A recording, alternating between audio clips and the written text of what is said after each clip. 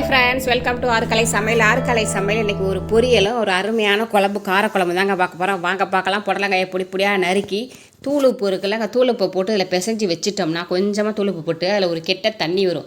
அந்த தண்ணி புடலங்காயை சமைக்கும் போது புளிஞ்சிட்டு தான் சமைக்கணும். அந்த தண்ணி போகிறதுக்காக தான் தூள் உப்பை போட்டு பிசைஞ்சு ஒரு பக்கம் ஓரமாக இருக்கட்டும். இப்போ நம்ம குழம்ப பார்க்கலாம். அடிகனமான பாத்திரம் வச்சு செக்கில் ஆட்டின சுத்தமான நல்லெண்ணெயை ஊற்றி மணக்க அங்கே பட்டுக்கோட்டையிலேருந்து கலையரிசி வாங்கிட்டு வரதுனாலே என்னமோ அப்படி ஒரு வாசனை அந்த எண்ணெயில்.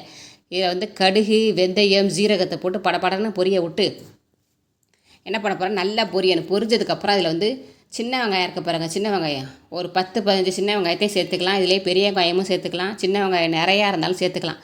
ஒரு கொத்து கருப்பில் ஃப்ரெஷ்ஷு கருவேப்பிலை போட்டு காஞ்ச மிளகாய் 2-3 உடச்சி போட்டு அப்படியே அவங்க தலையில் ஒரு 10 பூண்டு பல், 10 சுண்டக்காய் வத்தை. இந்த வெங்காயம், தக்காளி, பூண்டு இவங்களுக்கு மவுசு மாதிரி நாட்டில் யாருக்குமே வரலாங்க. இறங்குறாங்க. அதனால் நம்மளுக்கு என்ன தேவையோ எவ்வளோ தேவையோ அதை மட்டும் தான் நம்ம சேர்த்துக்கணும். என்ன பண்ண முடியும், எண்ணெயில் நல்லா வதக்குன்னு வதக்கிட்டு இதில் ஒரு மசாலா ஐட்டம் ஒன்று சேர்த்துக்க போகிறேன். அது என்ன மசாலான்னு கேட்டிங்கன்னா, கருவேப்பிலை, ஒரு கொத்து ஜீரகம், மிளகு, 4-5 சின்ன வெங்காயத்தையும் போட்டு வதக்கி மிக்சி ஜாரில் போட்டு ஒரு ஓட்டி அதுக்கப்புறம் ஒரே ஒரு துண்டு தேங்காய் பத்தையை போட்டு வதக்கி கொஞ்சம் தண்ணி ஊற்றி அரைச்சி கொண்டு போட்டிருந்தேன்னு. இதையே சாதத்தில் அவ்வளோ வாசனைங்க. உண்மையிலே வதக்கிட்டு அரைச்சா அப்படி ஒரு வாசனையாக இருந்துச்சு.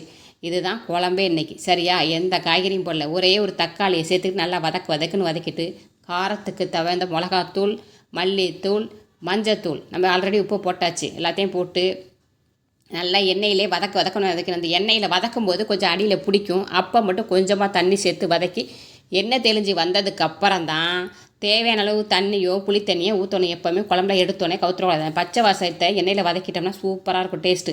தண்ணியை ஊற்றி அவங்கள தூக்கி ஒரு ஓரமாக அந்த பக்கத்து வச்சுட்டா அவங்க பாட்டு அங்கிட்டு கொதிச்சுக்கிட்டு இருப்பாங்க. சின்ன அடுப்பில் வச்சாச்சு.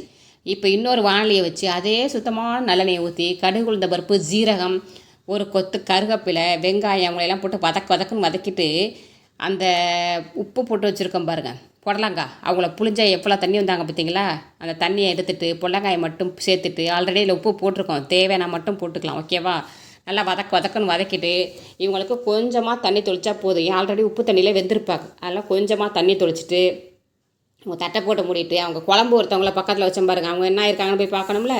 போய் பார்த்தா எண்ணெய் தெரிஞ்சு வாசனை வேறு லெவலு. இதில் இன்னும் சுவைக்கும் வாசனைக்கும் அதிகம் சேர்க்குறதுக்கு ஒரே துட்டு வெள்ளத்தை சேர்த்து அமிர்தமாக இருக்குங்க குழம்பு. இது தலையில் ஒரு கொத்து கருவேப்பிலையை போட்டு அப்படியே தட்டை போட்டு மூடி வச்சிடணும். அவ்வளோதான். இவங்க தலையெழுத்து இதோட முடிஞ்சிச்சு. இவங்க தலையெழுத்து இனிமேல் யாராலும் மாற்ற முடியாது. இவங்க முடிச்சு போயிட்டாங்க. இங்கிட்டு பார்த்தா புடலங்காய் வெந்துட்டாங்க. 4 பக்கம் நவுத்திட்டு நடுவில் ஒரு புளியை போட்டு 2 முட்டையை உடச்சுத்துனேன். நம்ம எத்தனை முட்டை ஊற்றினாலும் டேஸ்ட் அதிகம் சுவையும் வரும். எனக்கு 2 முட்டை போதும் இந்த புடலங்காய்க்கு அப்படிங்கிறனால 2 முட்டை. இதுக்கு மட்டும் கொஞ்சமாக உப்பு தூள், கொஞ்சம் மஞ்சத்தூள், கொஞ்சம் மிளகுத்தூள் போட்டுக்கிட்டால் அந்த கவுச்சி வாசனை இருக்காது. அது போட்டதுக்கப்புறம் நல்லா கிளறி விட்டு சுட ஒரு பாத்திரத்தில் எடுத்து போட்டு ஸ்பூனை போட்டு பையன்ட்ட கொண்டே கொடுத்தா பாருங்க. என்னம்மா அது ஸ்நாக்ஸா அப்படிங்கன்னா, இல்லடி சைடிஷ் தான், சாப்பிட்டு பாருங்க, இன்னும் சூப்பராக இருக்கணும். ஆனால் இது ஒன்று நல்லா சூடாக சாப்பிட்டா செம டேஸ்ட்டாக இருக்கும். அடிக்கிற மழை நேரத்தில், குளிர் நேரத்துலையும் மழை நேரத்துலையும் சுட சாதத்தை போட்டு இந்த வத்த குழம்பை தூக்கி ஊற்றி அந்த புடலங்காயை தூக்கி வச்சுக்கிட்டு 2 அப்பளத்தை வச்சுக்கிட்டு சாப்பிட்டிங்கன்னா பிரியாணி என்னங்க, பிரியாணி அல்டிமேட்டுங்க சாப்பாடு. இன்றைக்கி சுபாவில் செம்ம லஞ்சு. வாங்க சாப்பிட்லாம். ஓகே, பாய்.